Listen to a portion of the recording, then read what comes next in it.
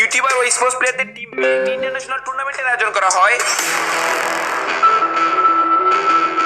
প্রস্তুতি নিন বাংলাদেশ কর্তৃক আয়োজিত সাউথ এশিয়া এর সবচেয়ে বড় ইন্টারন্যাশনাল টুর্নামেন্ট।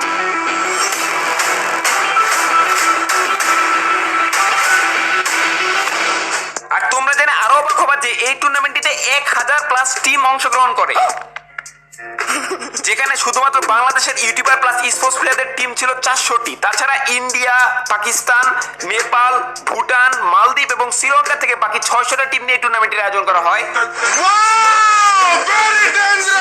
বাংলাদেশ থেকে অংশগ্রহণ করা সেরা 400টা টিমের মধ্যে মাত্র 10টা টিম এবং অন্যান্য দেশ থেকে অংশগ্রহণ করা 600টা টিম থেকে মাত্র 14টা টিম তাদের নিজ নিজ দেশের হয়ে এই টুর্নামেন্টে সেমিফাইনাল এবং ফাইনাল খেলবে। মোটামুটি শরীরে একটা ভাব আইছে না? তো আজকে আমি তোমাদেরকে যে ম্যাচটা দেখাচ্ছি সেই ম্যাচটা হচ্ছে বাংলাদেশের কান্ট্রি ফাইনাল ম্যাচ। এই কান্ট্রি ফাইনালে কিন্তু 12টা টিম আছে। এই 12টা টিম থেকে মাত্র 5টা টিম কিন্তু বাংলাদেশের হয়ে ফাইনালের জন্য কোয়ালিফাই করবে।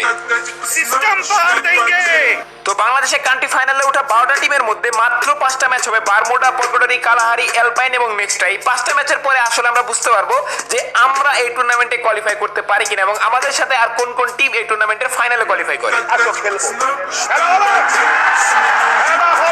তো বাংলাদেশের মধ্যে সেরা টিম কারা তা এই ভিডিওর পরেই তোমরা জানতে পারবো। তো তাছাড়া ঘটনা হচ্ছে প্রথম ম্যাচ কিন্তু ছিল বারমুডাতে, আমরা ল্যান্ডিং করি সেন্টোসায়। এন্ড ল্যান্ডিং করার কিছুক্ষণ পর আমরা ভিডিওটা কেটে দিয়ে গাইছি আমরা যাচ্ছিলাম জোনের দিকে। তো জিপ লাইন মেরে যখনই যাচ্ছিলাম জোনের দিকে ঠিক এই টাইমে ভাই 4টা প্লেয়ার সামনে।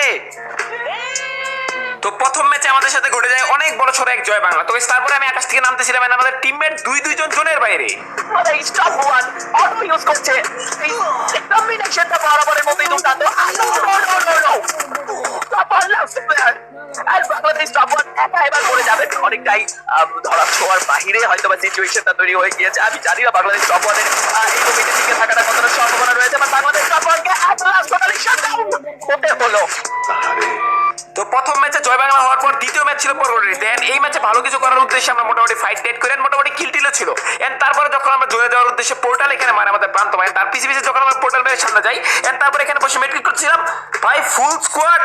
মানে কি পিছে সামনে কয় দিকে স্কোয়াড থেকে আলিফ ডাউন ভাই রে ভাই দিকে প্রান্ত ভাই দিকে, আরে ফারাবি ভাই, অলিউল্লাহ ভাই গেছে সর্বনাশ। চিন্তা চাইটার কি ক্যারেক্টার মারছে প্রান্ত ভাই, বেরো ভাই কি দিয়ে কি হইলো? এটা কোনো কথা? এমন জায়গায় প্রান্ত ভাই পোর্টালটা মারছে। এন্ড আমরা কিন্তু এই জোনে বেড়ে ফেসেছিলাম, যার কারণে পুরো জয় বাংলা প্যারালাই ছিল। আমাদের প্রান্ত ভাই একাই এই ম্যাচটা ভাই এই ম্যাচও গেল।